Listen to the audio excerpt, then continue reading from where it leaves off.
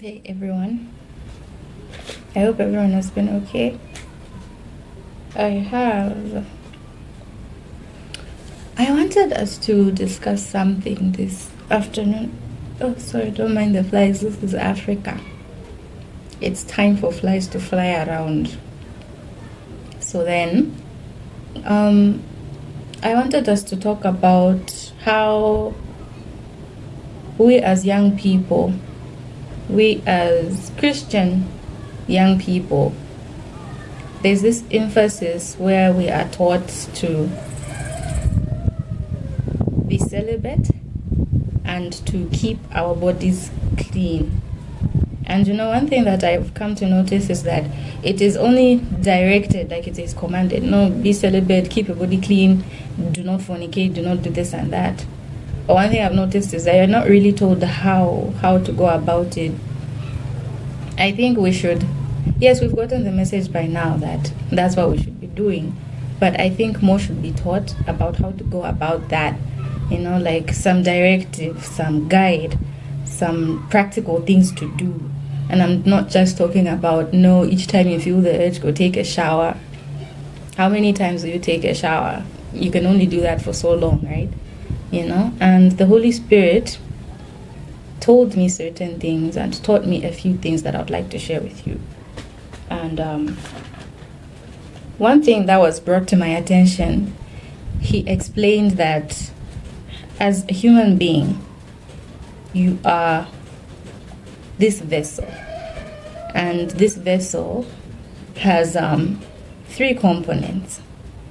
And these 3 components are these 2 creatures that are always at war with each other, which is the flesh and the spirit. Think of them as 2 creatures. And the 3rd component being you as your essence. And you also being the caregiver or the caretaker of these 2 creatures that are coexisting in your body. And what the Holy Spirit told me was that imagine that as the caregiver with these 2 creatures that are in your body that want totally different things from each other. They are contrary to one another, because when you find things of the spirit demand a total different attention and things of the flesh demand a total different attention or a total different energy. So then the Holy Spirit told me, whatever you invest in as the caregiver, as the caretaker, is what will give you results. So here's a young person trying to walk a certain walk. And one other thing that I should tell you is that, yes, grace is abundant. Grace is sufficient. We fall, God forgives us. But then Paul says, all things are permissible, but not all things are beneficial. And when the Holy Spirit brought this up, I was like, what do you mean? Elaborate. And he went on to be like, yes, you will fall, you will indulge in certain things, and it would be permissible because it has happened. But of what benefit is it? Weigh the benefit. What would you have benefited from it? It is therefore more beneficial to not indulge because it will bring you emotional side effects, spiritual side effects, setback. It will give you mental side effects, physical side effects. There's a lot to lose. It is complicated. And so it is more beneficial not to indulge in the first place. So then I was like, oh, okay, yeah, that makes a lot of sense. So then how do you go about it? Going back to these creatures, the Holy Spirit was like, whatever you give your attention to is what will be fed and is what will give you results. If you invest in keeping your spirit superior to your flesh, you will always concentrate on spiritual things. Paul said that we should strive to always be in spirit, to set our minds towards spiritual things. Why? So that we can suppress the flesh.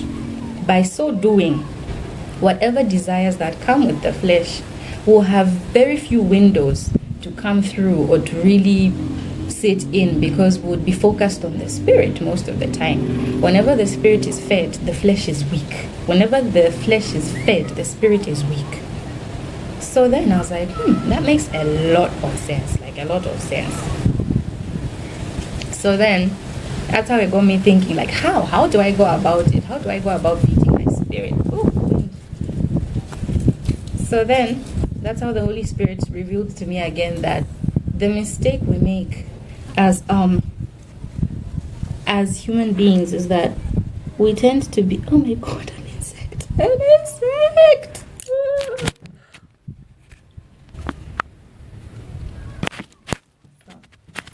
Sorry about that. An insect found itself in my wrapper. So we tend to take for granted certain acts. The Holy Spirit told me that the problem is you feel for you to reach significant spiritual growth that you need to invest so much. This is not true. Okay, maybe to a certain degree, but look at it in this way. Whatever things you take for granted, whatever little small thing you take for granted actually has a significant effect. We see this when Jesus said that all you need is the faith the size of a mustard seed. All you need is that little. And with that little, supernaturally, it means a lot. But because of our carnal minds, we take it for granted and we feel it has little or no effect.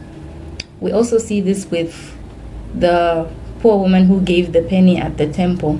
It wasn't much, but spiritually it had significant effect. Jesus even said that of all who have given, she has given the most. It was little, but spiritually it had significant effect.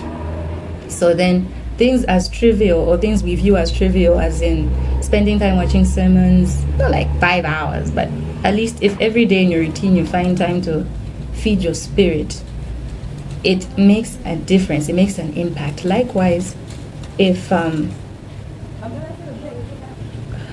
just a minute, so many interruptions, oh my God. Likewise, if you feed the flesh, let's say you listen to 5 secular songs, I guarantee you, even just one of those secular songs would have a message that will probably entice the senses that you're trying to suppress. As much as you take it for granted, you are sowing a seed.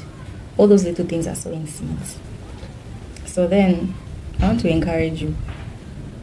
Try to focus on things that will feed your spirit, things that will build your spirit, so that you can suppress the flesh. Not to say that you can completely kill it. It cannot die. You can only suppress it. And one thing I should also inform you people is that whatever vows we make to God pertaining to keeping ourselves pure, you cannot keep that vow by your own power. You cannot make a supernatural vow with fleshly effort. You make a vow to God, but only God can help you keep it. Your fleshly nature does not allow you to keep it. But at least the word assures us that greater is He that is in us than he that is in the world. And we can do all things through Christ who strengthens us. All things including keeping vows to keep ourselves clean, not to be religious, but because it is more beneficial. You avoid getting sick. You avoid unwanted pregnancy. You avoid the turmoil that comes with the emotional aftermath.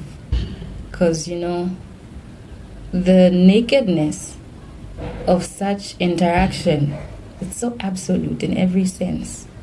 And it's something that needs to be experienced with certain guards in place, including spiritually, which is only ideal in marriage. So, bottom line here is that certain things are permissible, but not all are beneficial. And also, if at all you go down the road of wanting to refrain from certain things, which is beneficial, by the way, realize that it is very hard to do it by your own power, your own might, but through Christ. I hope this blesses somebody. I know it has blessed me. Bye.